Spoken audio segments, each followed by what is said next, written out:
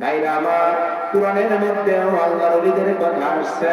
আমার আল্লাহ তাআলা ঘোষণা করেন, বিসমিল্লাহির রহমানির রহিম, আতিউল্লাহ, আল্লাহকে মানো, ওয়া আতিউর রাসূল, আল্লাহর রাসূলদেরকে মানো, ওয়া উলিল আমরি মিনকুম, আল্লাহর বন্ধু যারা ওলি আল্লাহগণ তাদেরকেও মানো। তাহলে আল্লাহ মানা ফরজ, কথা ঠিক কিনা? রাসূল মানা কি ফরজ, আল্লাহর হুকুম।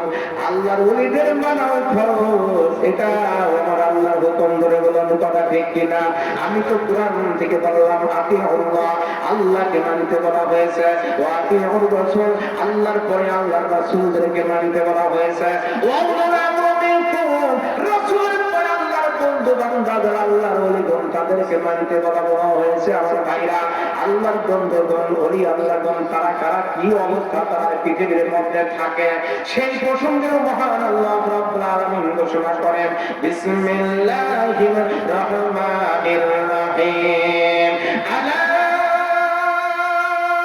ইন্না আউলিয়া আল্লাহি লা খাউফুন আলাইহিম ওয়া লা